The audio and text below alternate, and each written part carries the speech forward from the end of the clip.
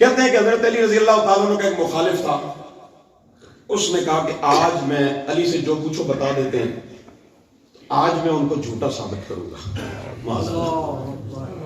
حضرت علی کے سامنے گیا اور کہنے لگا علی بتاؤ آج میں کیا کھاؤں گا؟ سوال سمجھ آئے؟ آج میں کیا کھاؤں گا؟ حضرت علی نے تھوڑی دیر غور کیا، پھر فرمایا تو آج دودھ چاول کھائے گا۔ سبحان اللہ۔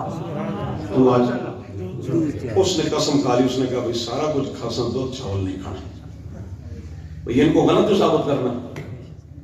اچھا گھر گیا، گھر والی کو کہتا ہے کھانا دے دو، اس نے کہا دودھ چاول ہی ہے، نہیں یہ نہیں کھانا، ارد گرد سے پتہ کرو کہیں سے کچھ اور مل جائے۔ گھر والی باہر نکلی، ادھر ادھر پوچھا، پتہ کیا، واپس آئی، کہتی حیرت کی بات ہے آج جس کے گھر جاتی ہو دودھ چاول ہی ہے۔ نکل پڑا ناراض ہو کر، نہیں کھانا، نکل گیا۔ شہر سے باہر نکلا تو آگے سے ایک قافلہ آ رہا ہے، قافلے والوں کو آواز دے کے کہتا ہے قافلے والوں میں بھوکا ہوں، مجھے کچھ کھانے کے لیے دو۔ انہوں نے کہا اور تو کچھ نہیں ہے، دودھ چاول ہے۔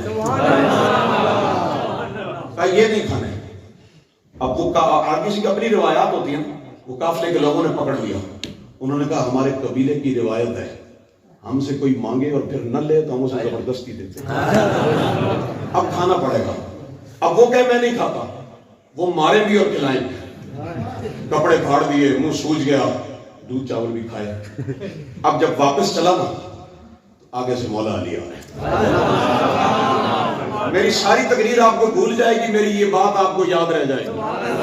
آگے سے میرے مولا علی آ رہے، حضرت علی نے دیکھا، ہنس پڑے، کہا کیا ہوا؟ کہا جی دودھ چاول نہیں کھا رہا تھا، دودھ چاول نہیں کھا رہا تھا تو پھر مار بھی کھائی اور دودھ چاول بھی کھائی۔